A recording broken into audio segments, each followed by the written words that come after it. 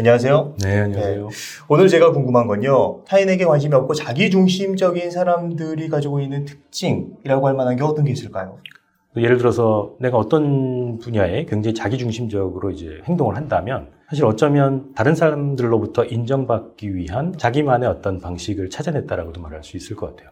이해가 안 되는 게 네. 타인의 감정이나 기분, 상황을 네. 신경 쓰지 않는 사람이 오히려 인정 욕구 때문이다. 네, 그렇게 볼 수 있습니다. 어떻게 그렇게 될 수 있는 거죠? 내가 만들어 놓은 어떤 나만의 기준. 예를 들어서 일에서는 어떤 성과가 될 수도 있겠고요. 아니면 돈이라든가 명예. 이런 나만의 기준을 통해서 타인들로부터 어떤 존경과 감사, 칭찬을 얻을 수 있는 보상을 발견하게 되면 여기에 굉장히 나의 어떤 노력을 집중하고 그 목표에 집착할 수 있겠죠.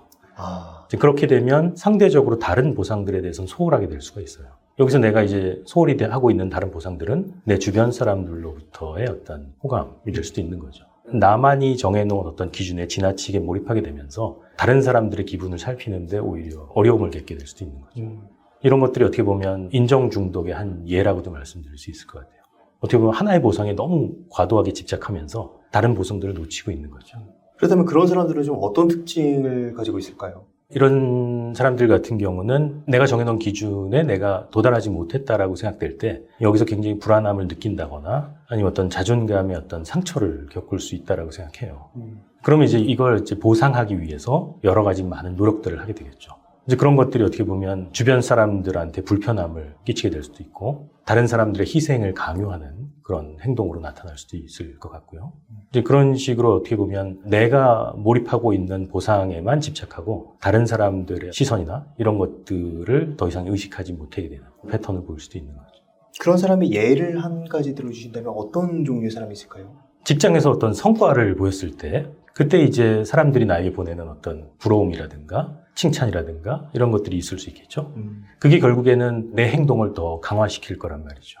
그러면서 이제 그 목표에 대한 어떤 집착이라든가 노력이 굉장히 강해지는, 점점 증가하게 되는 결과를 초래할 수 있을 것 같아요. 그래서 만약에 그런 식으로 나의 어떤 인정 욕구를 충족시킬 수 있는 방법이 좌절되면 이 사람은 여기에 대해서 굉장히 강한 불쾌감을 느낄 수 있겠죠.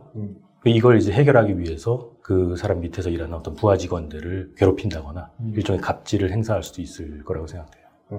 그러면서 어떻게 보면 그 사람만의 어떤 보상의 기준에만 이제 몰입하고 다른 사회적 보상은 무시하게 되는 거죠.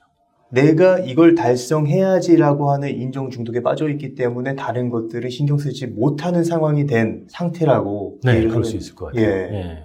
그렇다면 내가 지금 이렇게 일종의 인정 중독에 빠진 상태인지 알 수 있는 자가 테스트 같은 게 있다면 어떤 게 있을까요? 사실 그런 게 있었다면 제일 먼저 알고 싶은 사람은 아마 저라고 생각을 합니다.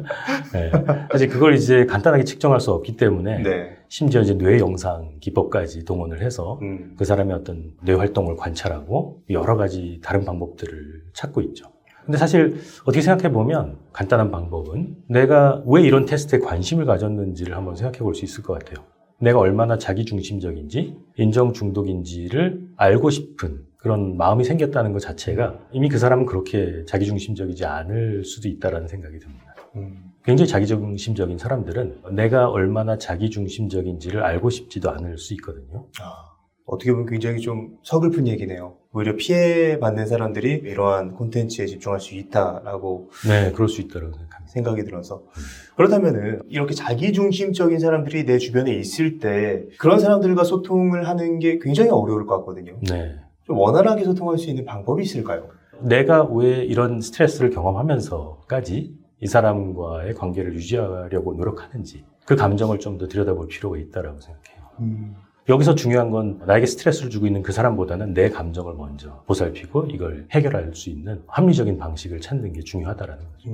상대가 나에게 뾰족한 말을 해서 내가 상처받았을 때 나의 감정을 돌아봐라. 네. 그런데 그런 뾰족한 말들이 계속 지속되면은 쉽지 않을 것 같거든요. 사실 그런 경우에도 내가 그 어떤 불편한 감정을 느꼈을 때 그걸 내가 이제 수치심으로 받아들일 수도 있고 아니면 그 사람을 향한 어떤 분노감으로 표출을 할 수도 있어요. 그래서 감정의 원인이 정확히 어디에 있는지를 파악하게 되면 그 관계를 해결할 수 있는 더 효과적인 방법을 찾을 수가 있는 거죠. 만약에 실제로 그 사람이 나에게 굉장히 어떤 불편함을 만들어냈고 그 원인이 분명히 그 사람한테 있다면 이걸 이제 원인을 내부에서 찾지 말고 외부에서 찾으려고 노력을 할 수 있을 것 같아요. 그리고 그 관계를 다시 되돌리기 위해서 일단은 그 사람하고 뭔가 자신의 불편한 감정을 알리는 그런 행동을 취할 수 있겠죠. 여러 가지 방법들 통해서도 이제 관계가 해결이 되지 않는다면 사실 거기서 중요한 거는 내가 그 관계를 왜 계속 유지를 해야 되는지를 더 깊이 지금 생각해 볼 필요가 있다고 생각합니다. 그러니까 결국에 상대방이 나에게 어떠한 액션을 취해서 내가 불편함을 느끼는 걸 먼저 인식을 해라. 그렇죠. 그리고 그 원인을 정확히 파악하는 게 가장 좋은 첫 번째 단계라고 생각합니다. 그래서 내가 해결할 수 있는 거라면 내가 해결하고 그게 아니라 해결할 수 없을 때는 상대방과 거리를 두던가 네. 어떠한 다른 그렇죠. 조치를 취하는 게 필요하다. 예, 결국에는 내 욕구를 해결할 수 있는 또 다른 방식. 내 자존감에 어떤 상처를 입혔다면 그럼 이제 내 자존감의 어떤 부분이 상처를 입었는지 이런 것들을 정확히 파악하게 되면 이걸 해결할 수 있는 또 다른 대안을 찾을 수 있을 거라고 생각해요. 굳이 이 사람과의 불편한 관계를 계속 유지하지 않더라도 그걸 해결할 수 있는 돌파구를 마련해 줄 수 있다고 생각을 합니다. 감정적으로 지금 내가 어떠한 기분이라고 그대로 행동하는 것보다 객관적으로 나의 감정 상태를 인식하고 나서 조치를 하는 게 조금 더 지혜롭게 행동할 수 있는 기반이 될 수 있겠다라는 생각이 들었습니다. 네. 사실 우리 주변에 보면 그렇게 극도로 자기 중심적인 사람들이 오히려 성공하는 경우도 있는 것 같아요. 그런 부분에 대해서 좀 어떻게 생각하시는지. 예를 들어서 타인의 감정에 지나치게 공감을 하게 될 때 예. 내가 속한 집단을 위해서 더 좋은 선택을 못할 경우들이 있거든요. 예를 들어서 내가 어떤 회사의 운영자로서 굉장히 어려운 어떤 상황을 겪고 있는데 그 상황에서 초과 근무라든가 과도한 업무를 좀 부탁해야 될 때 그 사람들이 경험하게 될 불편한 감정을 내가 과도하게 인식하게 되면 이런 요구를 하기가 어려워지겠죠. 그런 과정에서 결국 회사가 파산에 이르게 되면 오히려 그 집단 구성원들에게 더 안 좋은 결과를 초래하게 됨에도 불구하고 지나친 공감이 집단을 위해서 중요한 어떤 목표를 이루는데 방해가 되는 상황도 생길 수 있다고 생각해요. 근데 그런 경우에 사실 공감 능력이 높지 않은 사람, 타인의 감정에 반응하지 않는 사람들이 어떻게 보면 목표에 부합하는 좀 무리할 수도 있는 그런 강요를 오히려 더 잘할 수도 있는 거죠. 사실 어떻게 보면 우리 주변에 나한테 부당한 요구를 하는 줄 충분히 아는데 끊어내기 어려운 사람, 직장 상사라든지 혹은 부모님이라든지 이럴 때 내 마음을 보호하면서 관계를 적절히 유지할 수 있는 방법은 어떤 게 있을까요? 사실 그런 관계에서도 지나치게 나는 피해자고 다른 사람은 가해자라고 규정 짓는 것이 어떻게 보면 오히려 더 불편한 관계를 악화시키는 방법이 아닌가 싶어요. 이런 경우에도 역시 나에게 불편함을 주고 있는 스트레스를 주고 있는 저 사람과의 관계를 왜 계속 유지하고 싶어 하는지 자기 자신에게 좀 질문을 할 필요가 있다고 생각합니다. 그런 과정에서 내가 이런 불편함을 감수하면서도 이 관계로부터 얻고자 하는 그런 보상이 있다고 생각돼요. 그 어떤 나의 욕구를 정확히 직시하게 되면 사실은 막다른 골목처럼 느껴졌지만 다른 대안이 있을 수 있다는 걸 파악할 수 있다고 생각합니다. 내가 이 불편한 관계를 계속 유지하지 않더라도 내가 충족시킬 수 있는 나의 욕구, 다른 대안적인 방법들이 있다는 걸 알 수 있다고 생각해요. 그러면서 굳이 나를 지나치게 피해자로 이제 만드는 대처 방식보다는 좀 더 효율적으로 그 관계는 최소한으로 유지하면서도 내 욕구를 충족시킬 수 있는 다른 관계를 찾는다거나 더 건강한 해결 방식을 찾을 수 있다고 생각해요. 뭐 예를 들어서 그 직장 상사 같은 경우는 사실 생계잖아요. 그러니까 퇴사하고 내가 어떤 일을 할 것인가에 대해서 이제 고민을 할 수 있겠네요. 그리고 또 이제 부모님 같은 경우도 어떻게 보면 이제 그 안정성, 생계라고도 할 수 있을 것 같은데 그럴 때 또 내가 어느 정도 금액을 모아서 독립해야지라고 하는 어떠한 구체적인 플랜을 세울 수 있을 것 같다는 생각이 들었어요. 네, 그렇게 볼 수도 있고요. 사실 좀 더 이제 넓은 관점에서 타인의 어떤 자기중심성을 바라보는 것도 도움이 될 수 있다고 생각합니다. 모든 사람들은 다 자기중심적일 수밖에 없거든요. 이타적인 행동도 어떻게 보면 인정욕구에서 비롯되고 공감도 어떻게 보면 이제 자기중심적인 측면이 강하기 때문에 그 사람이 과거에 어떤 경험을 해왔느냐에 따라서 어느 부분은 분명히 자기중심적인 부분이 있을 거라고 생각을 해요. 예를 들어 직장에서는 굉장히 자기중심적으로 행동하는 사람이 집에 돌아가서 가족한테는 그런 행동을 보이지 않을 수도 있고 오히려 반대인 경우도 있을 수 있다고 생각해요. 결국에는 그 사람이 어떤 사회적인 관계에서 갈등을 경험할 때 이걸 어떻게 해소했느냐에 따라서 그 부분에서 자기중심적인 행동이 나타날 수도 있고 그렇지 않을 수도 있다고 생각합니다. 그래서 나에게 어떤 지속적으로 스트레스를 주는 직장 상사라든가 부모들을 보게 되면 그 사람이 어떤 자기중심적인 행동을 보이는 그 이면에는 그 사람만의 괴로운 사회적 관계를 해결하는 방식에서 만들어진 또 다른 감정의 응어리가 있을 수도 있다고 생각해요.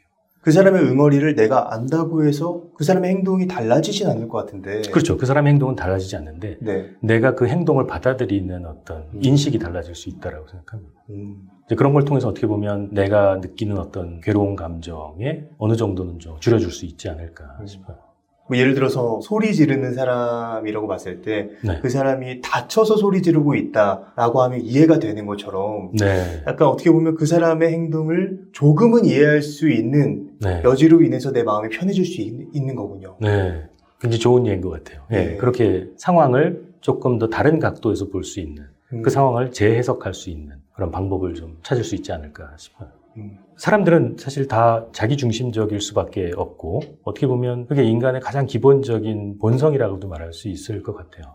그래서 내가 자기중심적인지 아닌지 혹은 타인이 지나치게 자기중심적인지 아닌지 이런 것들에 너무 부정적인 편견을 갖게 되면 오히려 그 상황을 효율적으로 해결하는 데 장애물이 될 수 있다고 생각해요. 그래서 우리는 어떻게 보면 불편한 감정 그리고 괴로운 상황을 겪을 때 그 원인을 항상 타인에게 돌리는 그런 경향성이 있거든요. 이건 어떻게 보면 우리 뇌가 자연스럽게 발달하게 되는 방향성하고도 좀 관련이 되는 것 같아요. 항상 자연스러운 일이다. 그렇죠. 외부 환경에서 어떤 원인을 찾아서 귀인하려고 하는 방식으로 이제 뇌가 설계되어 있는 거죠. 그 상황에서 원인이 혹시 나한테 있는지 아닌지를 들여다보는 이런 자기 감정 인식은 뇌가 설계된 방식을 거스르는 작동 방식이라고 말할 수 있을 것 같아요. 이런 걸 통해서 어떻게 보면 나의 뇌에 잘못 설정되어 있는 그런 가치 구조들 이런 것들을 다시 재조정할 수 있는 기회를 얻을 수도 있지 않을까 그렇게 생각을 합니다. 말씀해주신 이야기를 들으니까 마치 컴퓨터 같네요, 뇌가. 네, 어떤 안 좋은 프로그램을 삭제하거나 재조정할 수 있는 네, 그렇죠. 그런 느낌이 들었습니다. 예, 그렇죠. 나한테 계속 불편함을 주고 있는 잘못된 가치라면 이게 과연 나의 어떤 생존에 유리한지 아닌지를 다시 한번 점검하고 재조정하는 거죠. 타인을 무조건 용서하고 품고 이해하라는 게 아니라 그렇게 해야지 내 마음이 편해지기 때문에 그렇게 우리의 감정과 나의 욕구를 한번 돌아보자. 네, 그렇습니다. 네. 오늘은 김학진 교수님을 모시고 자기중심적인 사람이 가지고 있는 특징과 그런 사람들을 어떻게 대처해야 되는지에 대한 이야기를 나눴습니다. 그럼 오늘의 심리학은 여기까지 하도록 하겠습니다. 좋은 말씀 해주셔서 감사합니다. 네, 고맙습니다. 네, 감사합니다.